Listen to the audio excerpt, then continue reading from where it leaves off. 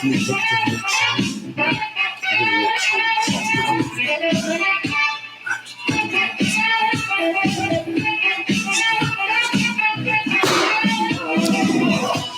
Hey, letting a few more of you hang in there. How do I do this? Go to the next song. Hang on one second. I'm gonna let a few of you, more of you, get on.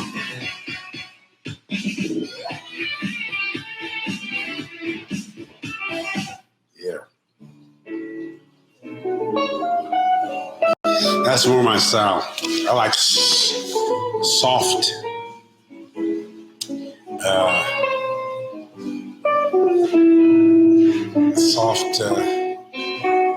music. We're going to talk about some important things tonight. A little touchy, a little edgy. Not necessarily scary, but it might make a few people uncomfortable. I don't want to do that. And yet, I remember one of my favorite speakers saying years ago, I preach to comfort the afflicted and afflict the comfortable. You know? So I'm going to be doing that. There's already a lot of conversation over what I posted tonight, telling you about the show, what I'm going to talk about. There's already a little tension, but it's the same detractors. Usually I attract the same ones, which means they're listening and they read what I write and they listen to what I say and they like to come on and fuss. It's okay. At least they're listening. And the only reason they're alarmed is because they have been alerted to some truth. They want to push the snooze button and ignore it. But we're getting to them. And so they can fight it all they want. This is something that I believe, in the language of my background, the Holy Spirit has appointed me to say, for those of you who understand that lingo. In other words, it's just speaking reason in a world of extremes. And, I love this statement we've heard many, many times since 9/11. If you see something, say something. What do you see that's happening in the world today? What's happening in America? What's happening in your world, in your life?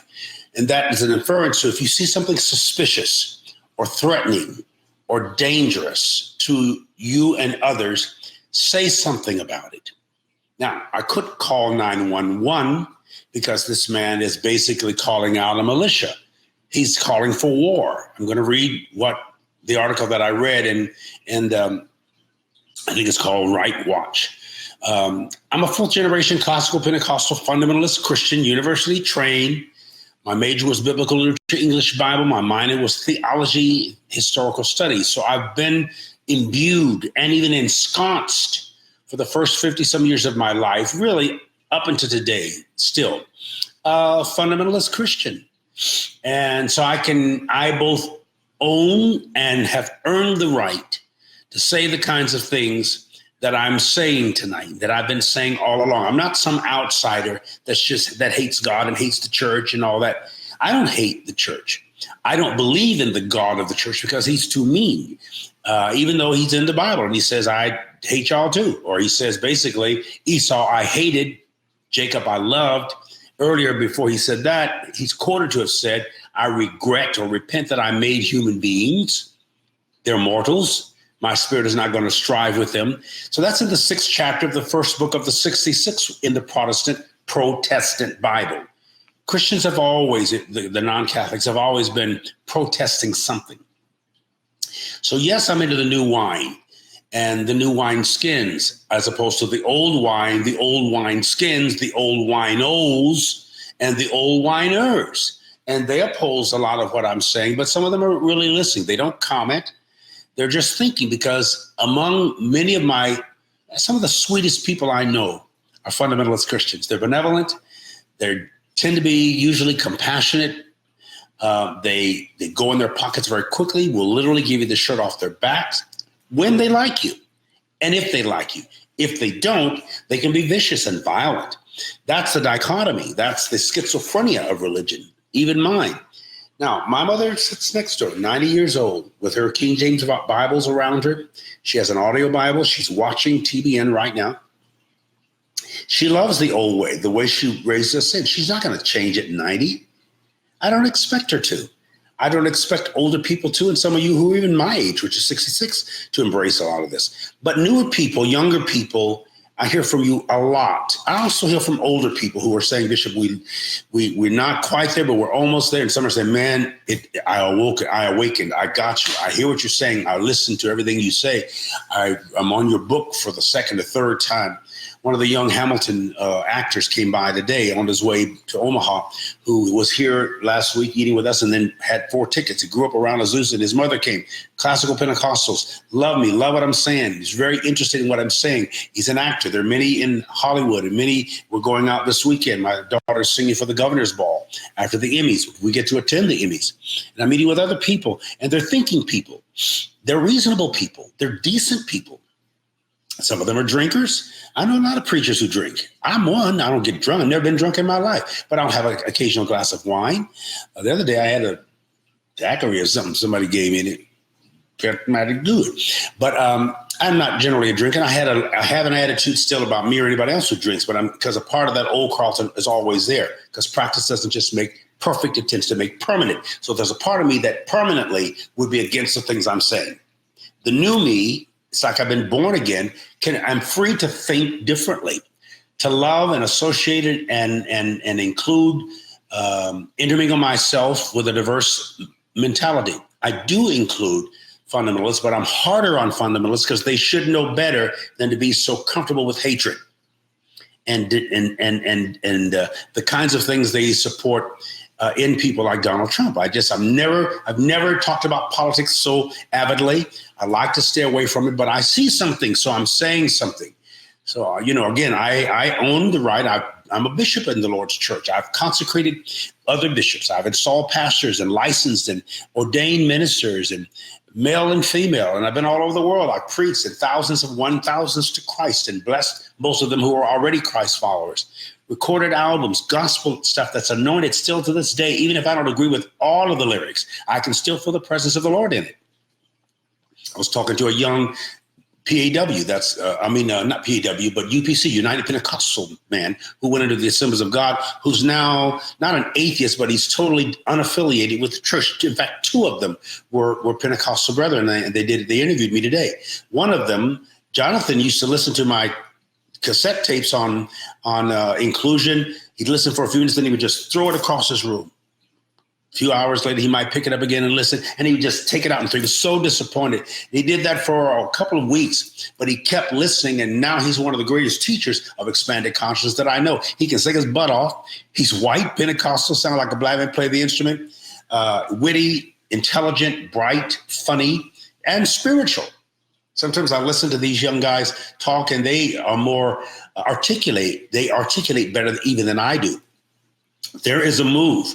A great move. So I have the right to denounce the traditions of my fathers, my elders, including my biological father and my spiritual fathers, like Oral Roberts and Jay Blake, who was my father, who was interested in what I had to say and asked me to explain it to him. Morris Cirillo called, talked to him for 2 hours on the phone. Tell me what you're saying.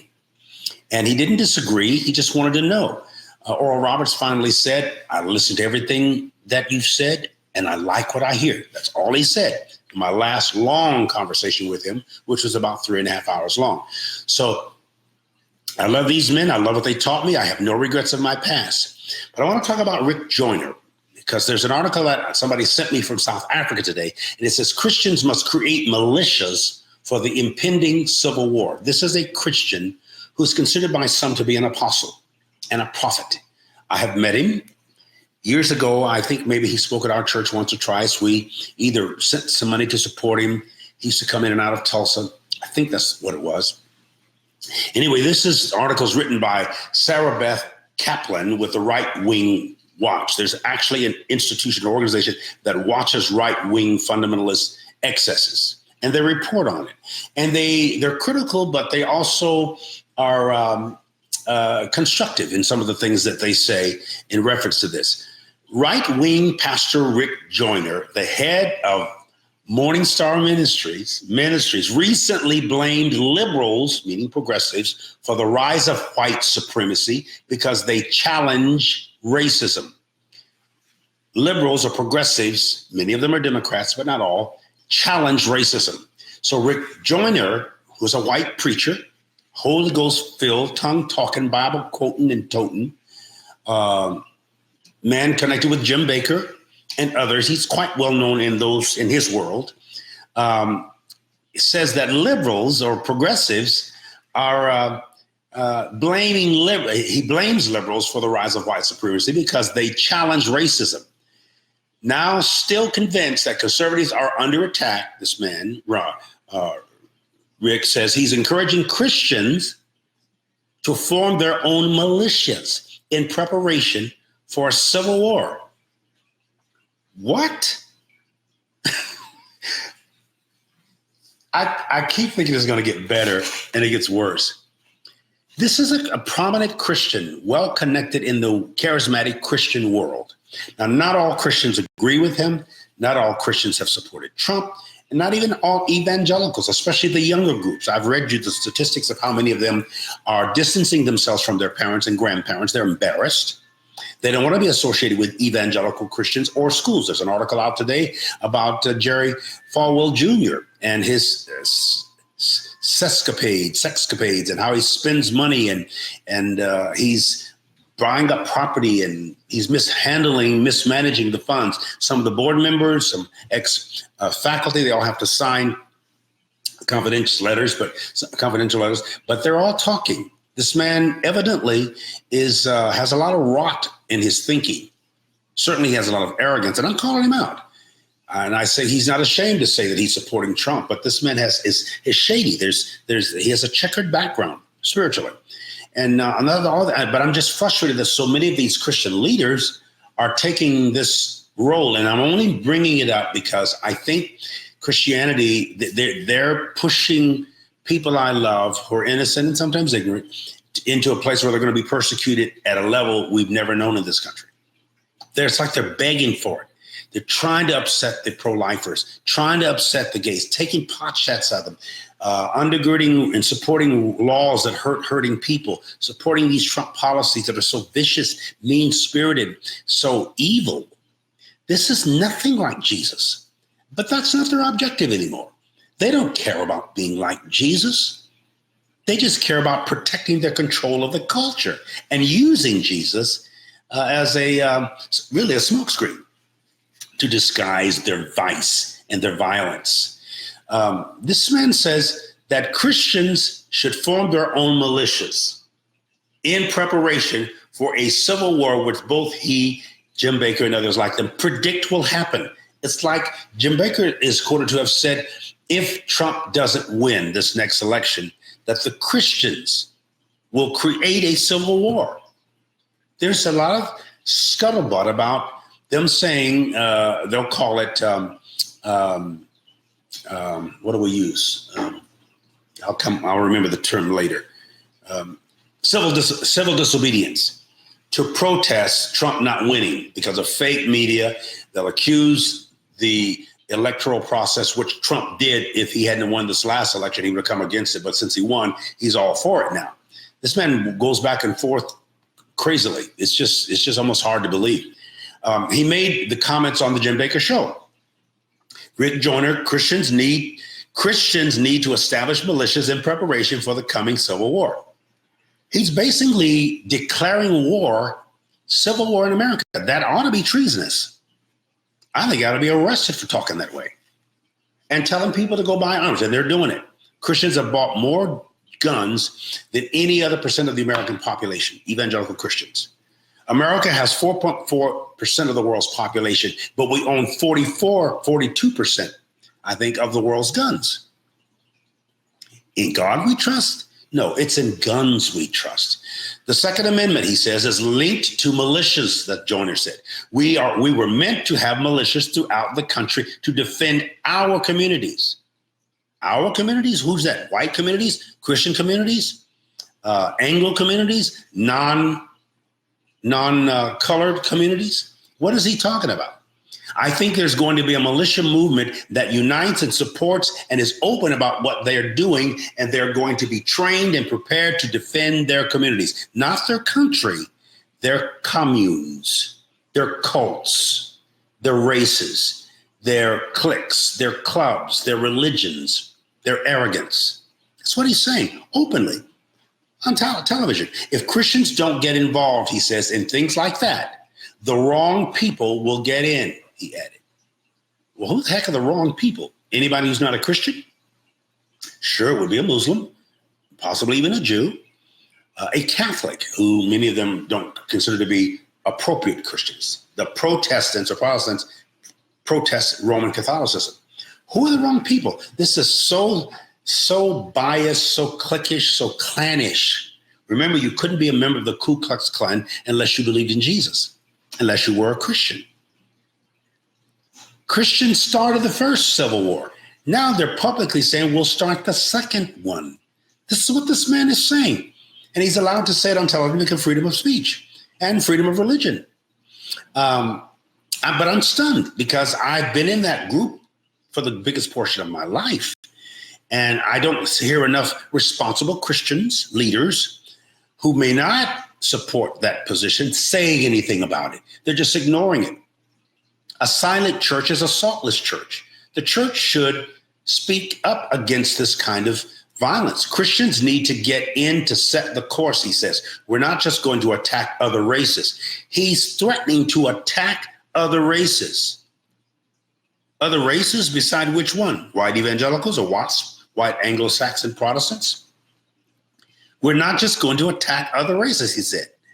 We're here to defend and support. Christians have to get engaged in it, he says. Jesus himself, I'm going to use scripture, said there is a time to sell your coat and buy a sword. He actually did say that the night before they killed him. So he's saying there's a time to sell your coat and buy a sword. That was the weapon of their day. Today, he's saying go get an automatic, get an Uzi, get a gun, go buy a gun, prepare for war. The best way to avoid war is to prepare for it. One's coming, and we're going to create it. We're establishing. I mean, the FBI may come to see about this because he's basically threatening treasonous war, splitting our country. And these are Christians leading it. You already did the damage way back. That's what the Southern Baptist Church, that's why it exists, because Northern Baptists, which would be considered the liberals, and there's many Christians, Bible-believing, Jesus-serving, walking Christians in the North and the Northeast, like the Unitarian Universalists and the UCC, United Church of Christ, the Congregationalists, many of the Episcopal churches, some of the Presbyterian churches in that part of the country are much more intelligent, much more progressive, much more inclusive, much more open, much more kind. But we've got this other element in the southern part of our country and of this continent that are vicious. I mean, Jesus himself said there's a time to sell your coat. So that was the weapon of their day, this guy says. This is a professing, Holy Ghost-filled, tongue-talking prophet, apostle, Christian leader. The rest of this article says, Joyner isn't necessarily wrong about the impending war, or inaccurate because evidently everybody senses something might happen. But odds are it won't be started by liberals who have plenty of reasons to be upset and angry, but rather people furious at, say, Donald Trump losing the 2020 election. That would be the group that may start the Civil War. Jim Baker has already said, if he loses, I know Jim Baker, not real well, but I appeared on his program several times. His ex-wife, Tammy Faye Baker, was a dear friend of mine, especially towards the end. She used to love for me to be the co-host when Jim couldn't be there. When Jim first came out of prison, I presented him at Azusa, one of the first public gatherings other than Uncle Henry's funeral that he preached at. And I couldn't hardly get him to walk out on the stage. But I did have him come, and the people cheered and screamed and hollered, and others have had him since. He doesn't even mention that I'm the first person that invited him. I invited him while he was still in prison with a 40-year sentence. And now he acts like he doesn't know me. But Jim has always been a little different. He's a creative genius. He's got a brilliant mind. I was very proud of Heritage USA, what he did. But inside, some of these guys they're public successes, but they're private failures. Inside, they are inebriated with themselves. They are winos, drunk on the wine of the old religion and their testosterone and ego-driven passions to do stuff. Donald Trump just fits that role. Joiner's Morningstar Fellowship filed, listen to this, a $20 million lawsuit against York County, South Carolina, over the unfinished 21-story hotel on their property that Jim Bakker had started in the 80s. He bought some of that property. He and Jim have been friends. But then he turns around and sues the county for $20 million. The latest news is that MSFC has filed, this man's ministry, has filed an appeal of the Judge Hall's ruling that Morningstar has not provided substantial evidence to back up its claims. They're not going to get no $20 million from that county. The building has never been finished, and the county found the church in default after they missed a deadline to show their ability to fund the project. This is going back to all the Jim Bakker debacle, of all the crazy things that happened. My mother bought a timeshare and was probably involved in that. I went on the program several times. I met BB and CC Winans for the first time on his program. We became good friends over the years, but I met him first, I think, in 1975, there in PTL.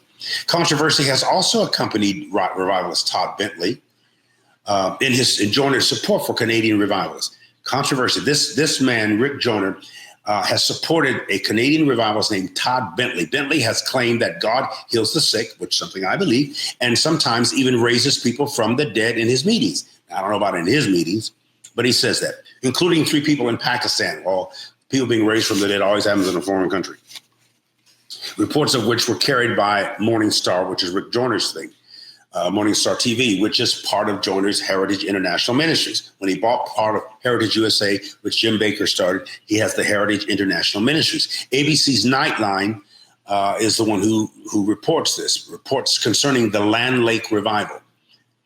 Before his marital problems, this man became news that not a single claim of Bentley healing's powers could be independently verified. Well, that's mainly the case with many healing evangelists. That doesn't mean people weren't healed, but sometimes they can't verify. They don't have a doctor's verification, or they can't find the person, or the person says, I know I'm healed. And they leave there feeling better, but in a day or two, sometimes a week later, the sickness comes back, and sometimes they actually die. We experienced that in Oral Roberts' ministry, Catherine Kuhlman, all the healing ministries. Far fewer people get healed miraculously than don't get healed. Big crowds come because people come with a gambling mentality. Faith is like they're going to pull the lever, is the word time. Pull the lever. Money cometh by faith. Healing cometh by faith. Prosperity cometh by faith. Peace comes by faith. Deliverance in my home by faith. I can preach all that and I understand what it all means. And why it's important to some people. It gives them hope. I'm not against giving people hope. I don't give them false hope. And I don't embrace the arrogance that goes along with it. However, the Charlotte Observer reported on the same series of meetings. The Revival's media relations staff has tried to document healings. They emailed the Observer information to 15 people reportedly healed, providing phone numbers for each and noting that 12 had received medical verification. The people who said they were healed, 12 of the 15 reported that they had medical verification. The Observer contacted 5 plus 3 whose names were not provided, including somebody named Bergie.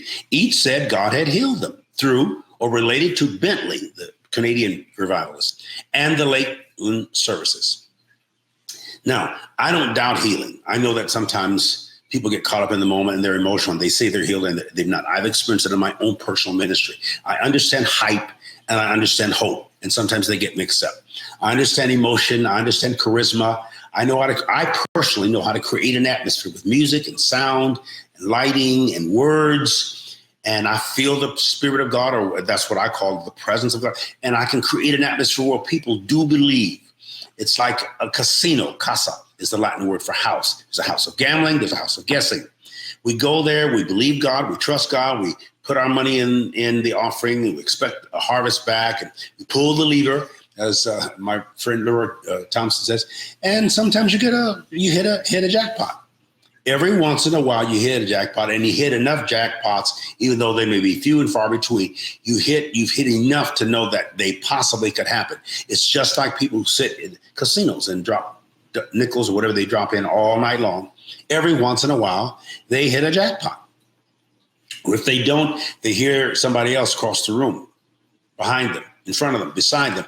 And so every once in a while, you'll hear these testimonies of healings. A small percentage of people who go to healing crusades get healed. I've had most healing evangelists, including Oral Roberts, say that to me. And they were frustrated that even Miss Kuhlman used to say, one of these days, every single sick person will be healed. Every person will get a miracle. I believe that. Well, it didn't happen in her lifetime. She worried about the people who not were healed, but who weren't, because she really wanted everybody to be healed.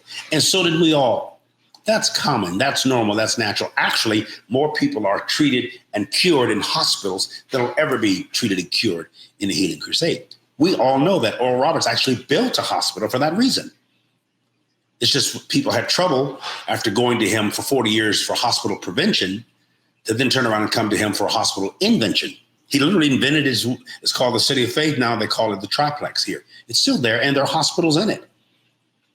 I've been there. I've had surgery in that same place. They're sweet, mostly Christian nurses. The pictures and flowers we wanted on the wall. I was on the executive committee for that $250 million hospital project. And I was brokenhearted when we had to close the doors. When we lost our medical school, except for the Janet Von Benz from the Mercedes-Benz family nursing school, which is still in existence there. She gave a huge endowment to the school. Anyway, after Bentley's divorce, and this preacher had a divorce, a lot of preachers do, from his wife in 2008, Joyner decided to oversee the process of restoring Bentley along with a couple of other men I don't know. Joyner made the announcement of the remarriage on March 9th. I guess it's to the wife he divorced, or maybe to another one, I don't know. Jesus says if you divorce and remarry, you're causing the person you married to commit adultery. I think people take that very lightly because many men divorce and remarry. Women too, and nobody says much about it. I think they just ignore that part of scripture. And Jesus actually said it, so it's a little bit scary. He also released a statement as to why he chose to be a part of this restoration. He needed to explain it because possibly this Bentley man married another woman. I don't know that story.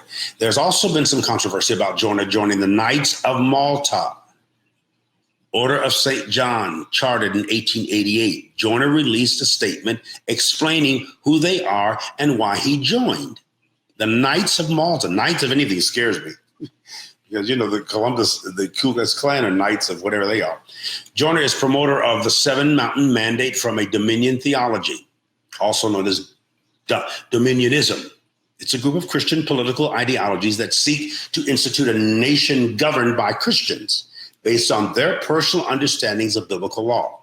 Many Christians want to Christianize this country, and they think that Christians founded it. It was founded by God, and that's why it's in God that we trust, which became our motto, I think, in the 50s or something like that. But I often say more than John is not saying in God we trust. He's saying in guns we trust. Go get your guns because we need to form our own Christian militia. He said it. And because there's either going to be a civil war if Trump loses, and we may create it, Jim Baker says. It's also interesting to hear Joyner mention the wrong people getting in. When Jesus spent time, I'm quoting the writer of this article, when Jesus spent time with people that his society considered wrong as well, Jesus also called for people to turn the other cheek, not to launch an army. How Joyner reconciles his politics to his Christian faith is anyone's guess. Not only Rick Joyner, Jerry Falwell, Jim Baker, the list goes on, Franklin Graham. So many men with whom I've worked and for whom I've had respect.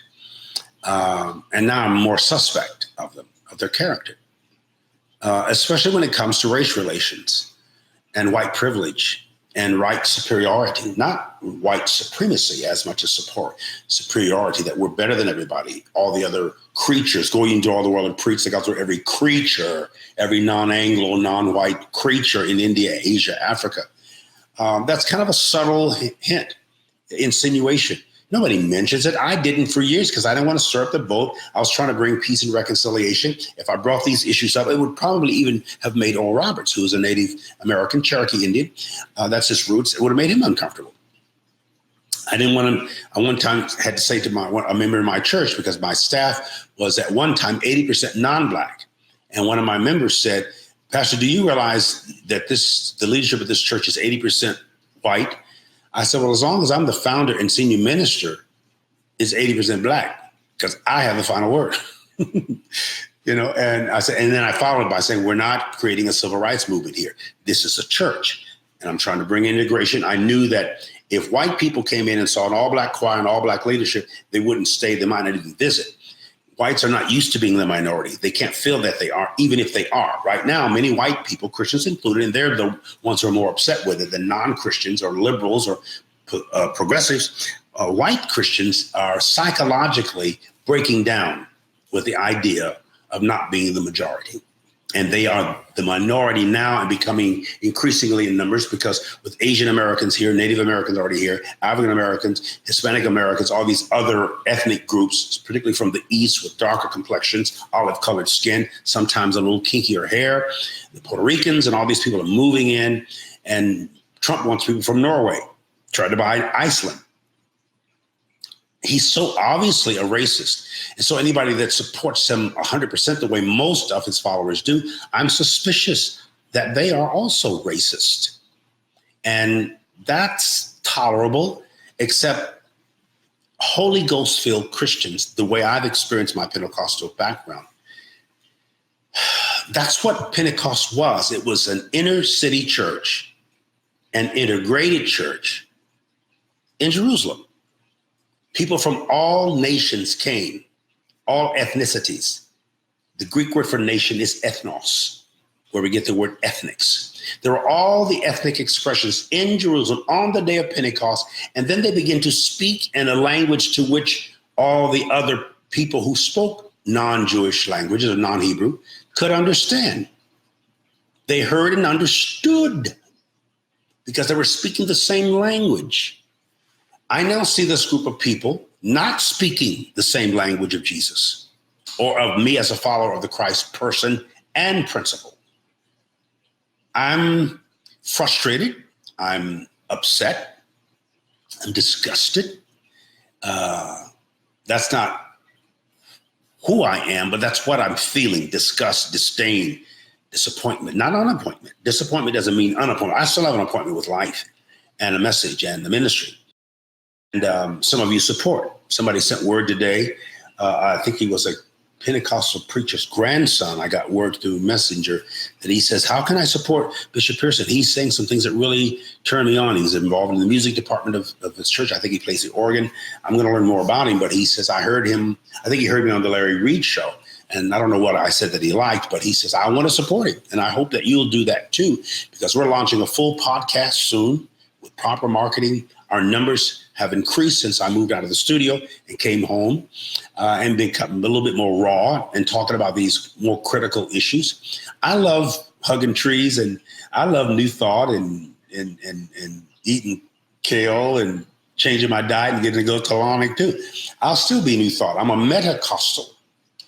And there's a documentary out called American Heretics that features part of my story. I was in Washington, D.C. with my friend Marlon Lavenhorst, the pastor of the Unitarian Church here that I merged to. Carlton Pearson merged his church, his Pentecostal Charismatic Church, with a Unitarian church.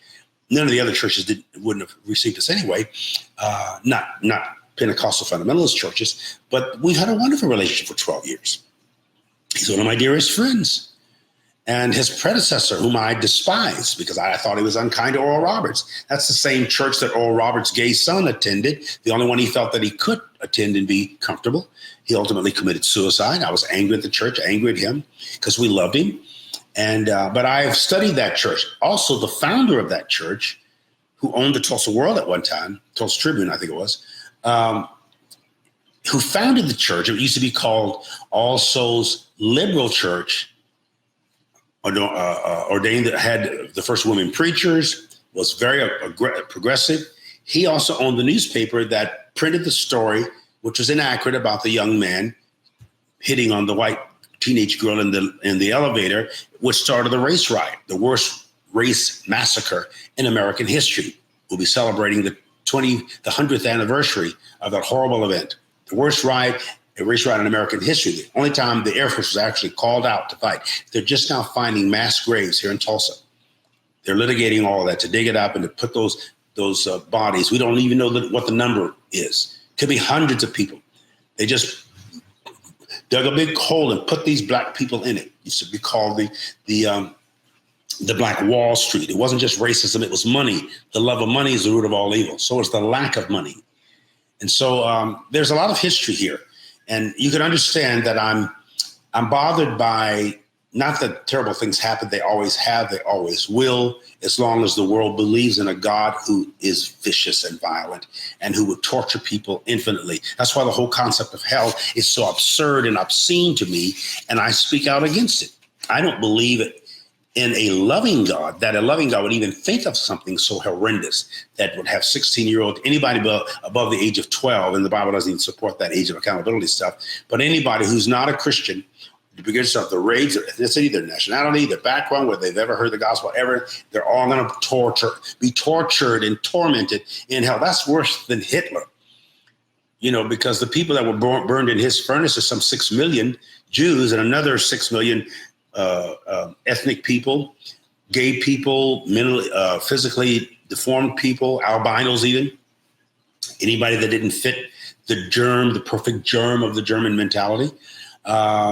He killed all those people, but at least in a few minutes, sometimes seconds, they stopped breathing and stopped hurting, and they were dead. But the way the Bible says God, and the way most Christians believe, God's going to torture you forever. My dad used to define hell, and I thought it was pretty cool in those days. He said, son, that's where you're going to be cooking, but you ain't going to never get done. And I said, well, that's pretty good, Daddy. You didn't go to Bible school and seminary, but that's a pretty good simplification of what hell is. You're going to be cooking, but you ain't going to never get done. That was a little amusing to me, but it's really absurd. It's obscene. It's vulgar to think that any God, that sounds more like a demon or a devil, would torture people infinitely.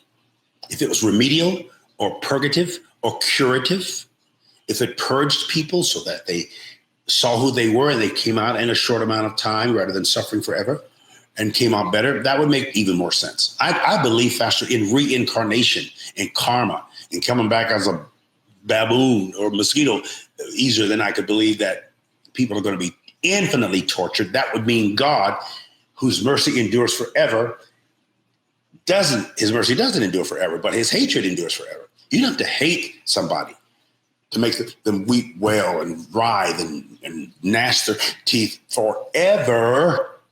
That's a stupid thought. That's a cruel, mean thought. But if you believe it, and of course millions do, then you don't have problems dropping bombs on Catholics or Jews or taking gay people and torturing them and beating them and bullying them, or taking atheists or agnostics or quote unquote liberals and progressives and pulling out your guns, like Rick Joyner says, to gun them down. That's why these people, and they're mostly all white young men that do these mass killings randomly. They just go in and shoot people up. President Trump talks about that they're bringing in thieves, they're bringing in rapists from Mexico. Ain't none of these mass killings been done by no Mexicans. If you take his position, you need to start arresting white boys that own guns. The way it's happening, because they've gone crazy, and you're only hearing about the stories that get reported. Hundreds of these threats, they're stopping people every day. I wouldn't be surprised if the CIA or the FBI or somebody does a little checking up on Rick Joyner and Jim Baker, because these guys are promoting treason on television, encouraging Christians, Christ followers, Jesus lovers, the Prince of Peace folk, to go buy guns because they don't like the possibility that man, the most unqualified man in American history to live in the White House, they're afraid he might not win. So they're talking by faith. They're talking out of fear.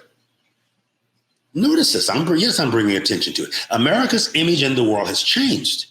A political hurricane has literally sat over us like it did part of the Bahamas the last 3 years since this man's been in, and the devastation has changed our shape as it changed part of Grand Bahamas. And what we look like around the world dramatically, it's changed. Like the wind and rain that sat on top of the Grand Bahamas, putting much of the less inhabited land and islands underwater, literally changing the geography of the country. So has the geopolitical landscape of the United States shifted, leaving much of its political landmass not just flooded, but underwater and no more visible on the political map. The word hurricane, by the way, comes from a Spanish word that means God of the storm, huracán, God of the storm. And Christians think it's God in the storm. God is neither God of or God in the storm is good per se, but because we call that acts of God or acts of nature or natural disasters, it's not upsetting many people, particularly white Christians, to see all those black people in the Bahamas, 70,000 of them homeless, standing there. We see it. Even black people would just sit on the news and just keep cooking and pay no attention to the stories. I had a phone call last night about working with some large organizations and helping to build roads again and do some industrial work in the Bahamas, people that are on the ground there with whom I have a relationship, that are in government, politics, and people who are raising funds. Everybody ought to be concerned. And many Christians are, of course. But these Trump people, and Trump says very little about it because I know in the back of his mind, that's one of these, he called them shithole countries. I wouldn't be surprised if he put Bahamas, because of so many black people, in that category. This man, at least he tells us what he thinks. He doesn't bite his tongue. This guy is having a public nervous breakdown, and so is the church. Rick Joyner has no business talking this way. He's in his 70s. Trump's character is also a factor in how he is viewed abroad. According to various articles in print of late, in the eyes, this is surveys made, in the eyes of most people surveyed around the world, the White House's new occupant is arrogant, intolerant, and even dangerous. This is outside America. Among the positive characteristics tested, his highest rating is for being a strong leader. And that's because he has so much influence over these backwards evangelical racists. I just had to say it the way it is. Fewer believe he's charismatic, well qualified, or cares about ordinary people. They just know he has a strong influence on those people, I think, who are under his spell. They're brainwashed. The drop in favorability ratings for the United States is widespread. For the United States, the favorability ratings have dropped. The share of the public with a positive view of the U.S. has plummeted in a diverse set of countries from Latin America, North America, Europe, Asia, and Africa. Favorability ratings have only increased in Russia and Vietnam, two places historically our enemies. Trump, ain't nobody happy about Trump outside here but Putin and evidently the Vietnamese. Survey respondents were read a list of positive and negative characteristics, and for each one were asked whether it describes Donald Trump. Around the globe, people associate a number of negative characteristics with the U.S. leader. Around the globe, most say he's arrogant, he's intolerant, and dangerous, while a few think of him as well qualified or as someone who cares about ordinary people. Describing Trump as charismatic is more common, although global publics on balance do not think of him as a charismatic leader. I think he is a charismatic leader. He's got a lot of wit. He's fast on his feet, doesn't have a large vocabulary. His mind is small, says the same things. He's embarrassing to us. However, the people around the world do see Trump as a strong leader again. A median 50%, 55% across the nation's poll describe him this way, as charismatic. That's the only good thing they can say about him. Over the past decade, United States presidents have gotten mixed or negative reviews in Mexico. But at 5%, Donald Trump registers the lowest confidence rating by any U.S. leader in Mexico since the Pew Research Center began surveying there. This 5% rating is also the lowest among the 37 nations polled in 2017. Trump receives dramatically lower ratings than his predecessor in Canada. And for the first time since the Center began polling in Canada, the share of Canadians expressing a favorable opinion of their neighbor to the south, that's us, has slipped to below 50%. Just 43% of Canadians now have a positive view of the U.S. Things are really changing under this guy. We geopolitically, I don't know that America will ever be looked at the same. This man is trying to undo anything he thinks Obama did, whether it makes sense or not. He just wants to tear Obama down. he's conspicuously anti-Obama. Has to be for racist reasons. All of our allies loved and respected Obama. None of them love and respect Trump. He's so different from, and a lot of them didn't like George Bush because of what happened with Iran and Iraq and things like that, and weapons of mass destruction, and the lies and deception. Some people still wonder who actually blew down the Twin Towers, that the government wasn't behind that. You've heard of those conspiracies, I'm sure. There's a lot of distrust there in Republicans.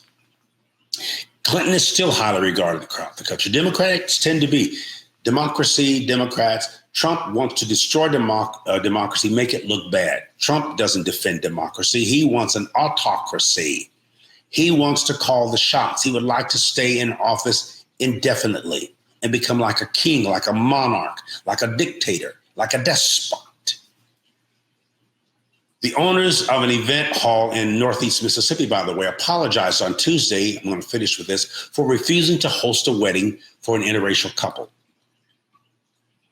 The owners, please hear me, the owners of an event hall in northeastern Mississippi, the South, backwoods people, where racism, Alabama, Mississippi, that's where the Southern Baptist churches were, and the Southern Baptist Convention, who were so pro-slavery that they broke off from the Northerners, because the Northerners didn't think that slave-supporting Southerners should be given license to be missionaries for the Baptist Church.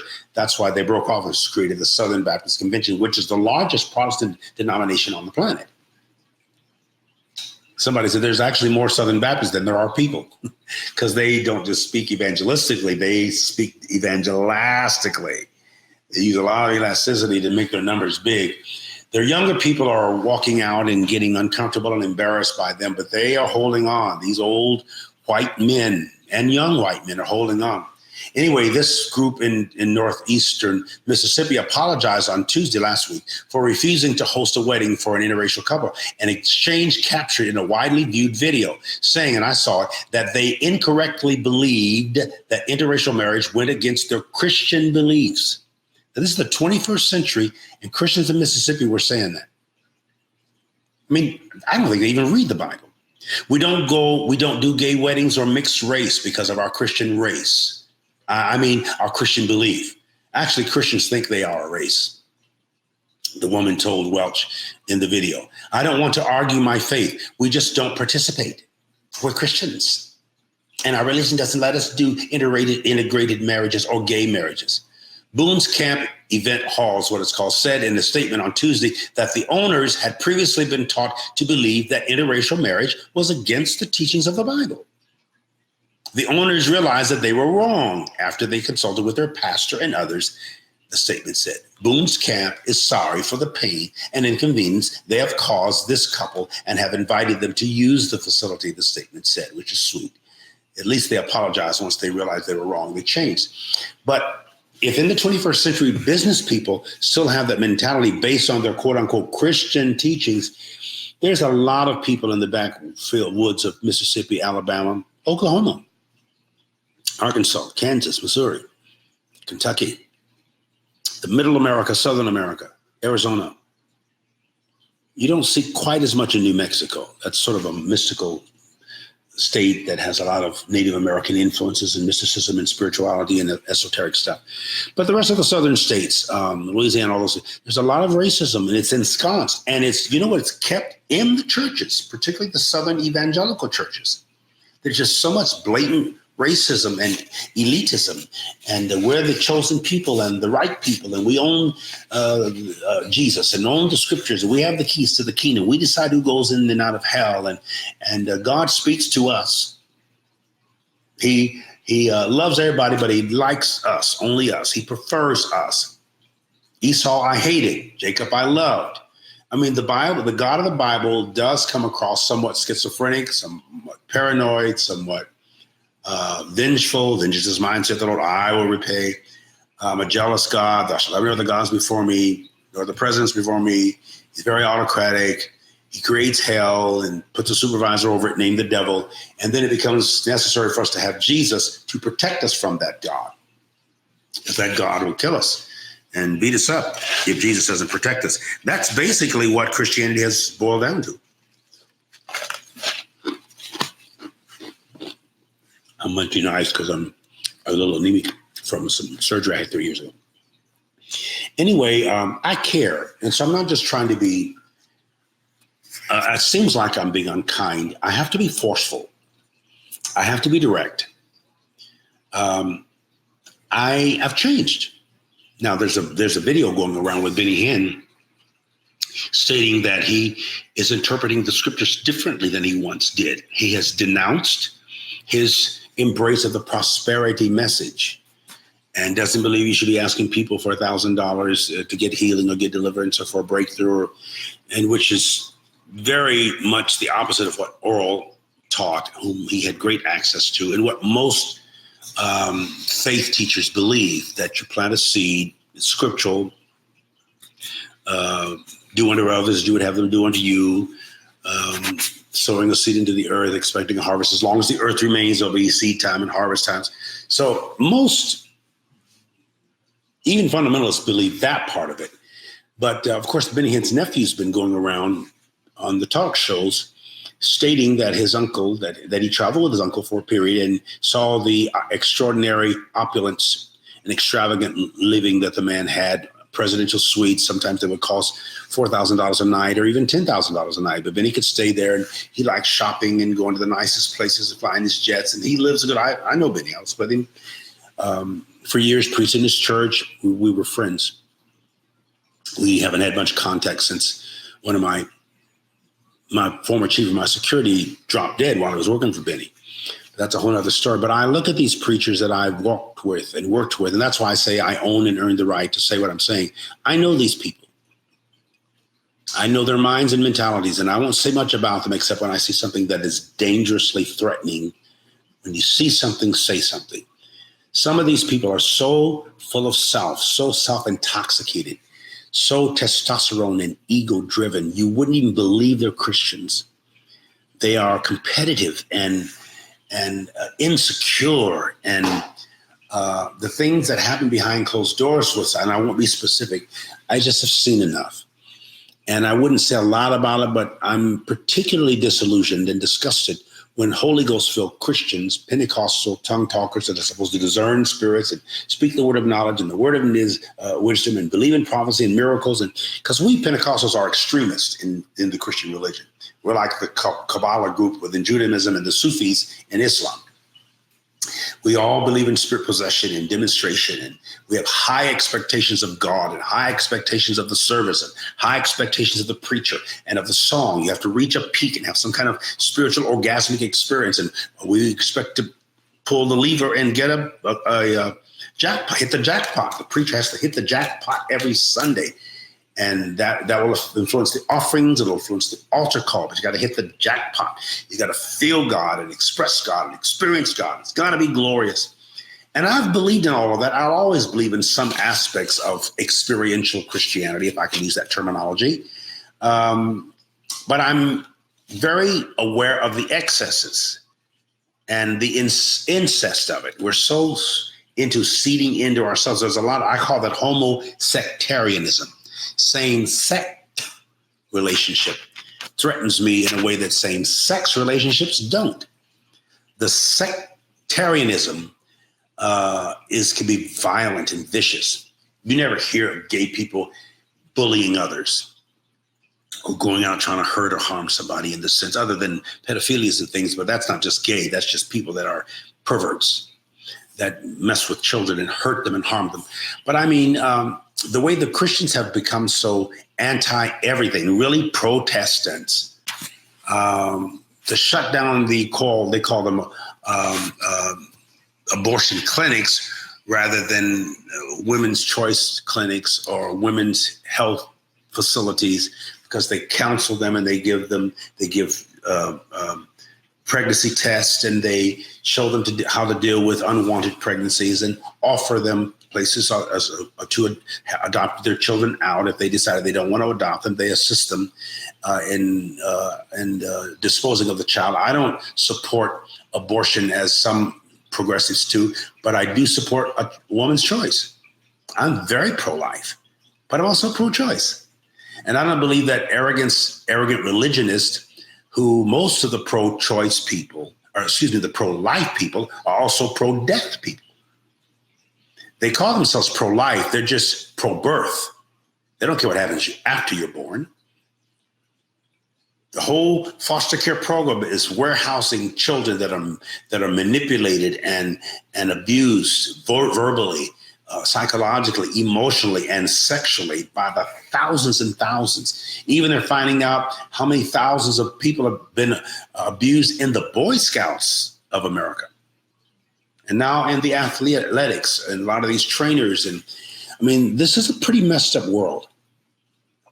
And I'm not saying I have the answers to all of it, but I do believe once we change our attitude, and I'm closing with this, about God, a God that we fear, a God who is vicious and violent and hateful. And that's why I dumped this whole hell concept away and stop believing in a God who has violent anger management issues and who throws these tantrums in hurricanes and volcanoes and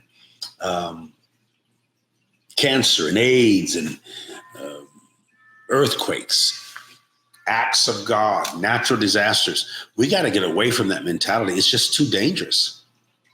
It's frightening and it's harmful and hurtful. I hope that bright light behind me hasn't bothered you all night.